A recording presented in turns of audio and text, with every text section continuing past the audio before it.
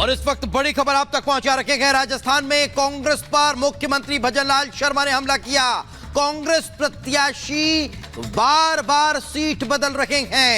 कोई कह रहा है मुझे ऐसे ही उतार दिया, कोई कह रहा है मुझे जबरन टिकट दे दिया। कांग्रेस के पास उम्मीदवारों का टोटा है, यह कहना है राजस्थान के मुख्यमंत्री भजनलाल शर्मा का। में से तो राम जी निकल गए। ये तो कभी यहाँ की सीट बदल रहे, कभी यहाँ की सीट बदल रहे। कहीं वो कह रहा है कि मेरे को तो वैसे ही खड़ा कर दिया, कोई कह रहा है मैं तो खड़ा ही नहीं होना चाहता था, जबरदस्ती मेरे को टिकट दे दिया। अरे इनमें से तो राम कहते हैं ना, राम निकल गए। ये तो बिल्कुल राम निकलने ही थे। जिन्होंने राम जी को नहीं मान रहे उनका राम तो निकलेगा ही।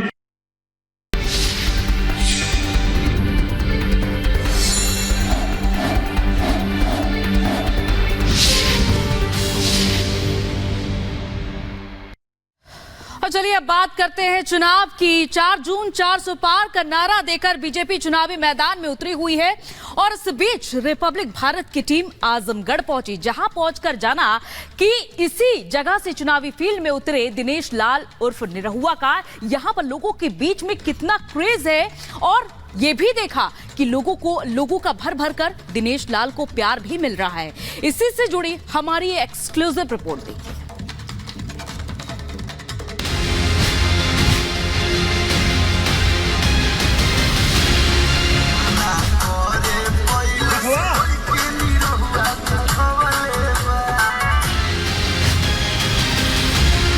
हम लोग 3 दिन वाले नहीं हैं, हम लोग पूरा 24 घंटा 12 महीना पूरे साल यहीं रहते हैं। 400 पार फिर एक बार मोदी सरकार। ये तस्वीरें बता रही है कि चुनावी फील्ड में उतरे निरहुआ का लोगों में कितना क्रेज है। आजमगढ़ सीट से बीजेपी के मौजूदा सांसद और लोकसभा प्रत्याशी दिनेश लाल यादव उर्फ जनता के निरहुआ। निरहुआ वो नाम है जो किसी समय का मोहताज नहीं, लोगों के बीच निरहुआ नाम ही काफी है। जनता उन्हें किस कदर चाहती है, ये तस्वीरें आपको बयां कर देंगी। निरहुआ के अपने क्षेत्र के लोगों के लिए भी यही चाहत है, लोगों की परेशानियां सुनना, उसका हल निकालना, उनके साथ फोटो खिंचवाना। किसी भी बात पर कभी मना नहीं करना, यही तो एक राजनीतिज्ञ का परिचय होता है। हमारी सहयोगी सृष्टि पांडे ने दिनेश लाल यादव से खास बातचीत की और बताया कि ये फील्ड में उतारने के बाद का मुखौटा नहीं है, बल्कि ये रोजाना की दिनचर्या है और यही डेली रूटीन उन्हें इस बार आजमगढ़ में भारी अंतर से जीत दर्ज कराएगा। ये जो दिनचर्या आप देख रही हैं, ये एक दिन की नहीं है।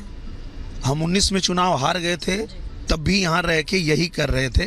22 में जीते तो भी यही कर रहे हैं और रोज यही चलता है। हम लोग ऐसा नहीं है कि वो अवते चुनाव फिर आ गिला नेताजी बन के बहुरुपिया दिखा गिला नेताजी। ये जैसे जो बाहर से आ रहे हैं लड़ने, धर्मेंद्र यादव आ रहे हैं, वो 3 दिन के लिए आए थे, चले गए। तो हम लोग 3 दिन वाले नहीं हैं, हम लोग पूरा 24 घंटा 12 महीना पूरे साल यहीं रहते हैं, यहीं शूटिंग भी करते हैं, यहीं अपने काम के साथ साथ जनता का काम करते हैं, जनता से मिलते हैं, उनकी जो समस्या है उसको भी सुलझाते हैं। बातचीत के दौरान दिनेश लाल ने सपा पर जमकर निशाना साधा।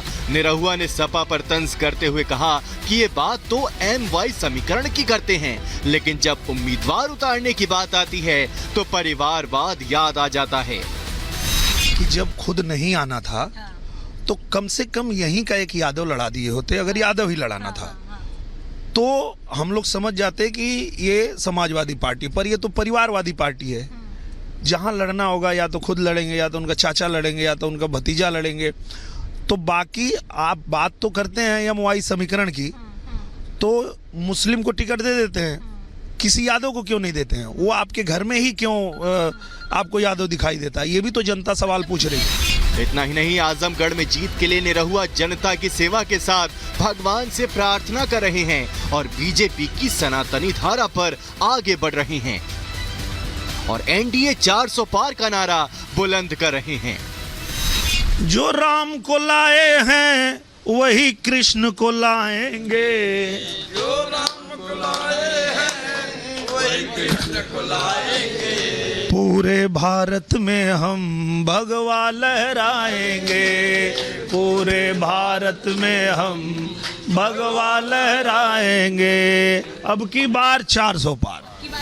मंदिर से निकलने के बाद निरहुआ डबिंग स्टूडियो में गए, जहां फिल्मों की एडिटिंग की जाती है। जनता और अपने काम में सामंजस्य बैठाने के लिए फिल्मों का सारा काम निरहुआ यहीं से करते हैं, ताकि ज्यादा समय जनता को दे पाएं। मैं अपना काम भी नहीं छोड़ सकता था और जनता ने सेवा के लिए चुना है तो उनको भी नहीं छोड़ सकता था। तो पूज्य महाराज जी ने मुझे ये आइडिया दिया कि आप जितना सेटअप आपका मुंबई में है वो सब ला करके आजमगढ़ में बैठा दीजिए, यहीं रहिए, यहीं शूटिंग करिए, फिल्म बनाइए और जो लोग आपसे मिलने आते हैं उनसे मिलिए, उनका जो पत्र है वो ले लीजिए और हमें भेजिए, काम तो हमको करना है, हम कर देंगे। तो पूज्य महाराज जी भी और प्रधानमंत्री जी भी जितना भी आजमगढ़ का काम होता है मैं यहीं रह के अपना काम करते हुए और वो पत्र भेजता हूँ और सब कुछ यहाँ मिल जाता है। अब एक पॉलिटिशियन बन चुके हैं, क्या बदला है कलाकार में, राजनेता आने के बाद किरदार में क्या क्या बदला है, क्या लग रहा है परिवर्तन आप अपने जीवन में फील करते हैं? एक ही चीज़ बदला है कि पहले जो है हम सिर्फ शूटिंग करते थे और हम स्टार थे और जनता को सिर्फ ऐसे हाथ हिलाते थे।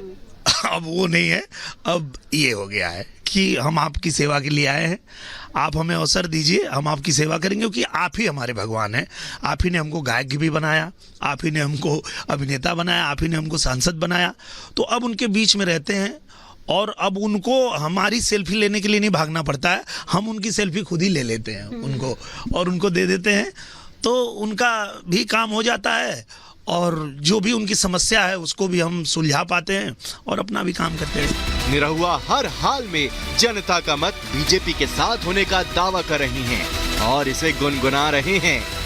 बेटी के जैसे पतोहियों के पढ़ावल जाई हो, अब तो लोकसभा पतोहियों के लड़ावल जाई हो। बदल दिया।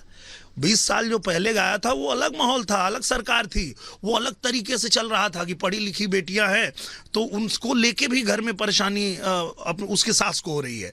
लेकिन अब वो समय नहीं है, अब तो 33% आरक्षण प्रधानमंत्री जी ने दे दिया है। तो अब कह रही है जनता, कह रही है कि जो केहू जवन ना किया वो कर दिया हो मोदी जी, अब मातृशक्ति के आशीर्वाद से जुग जुग जिया हो मोदी जी।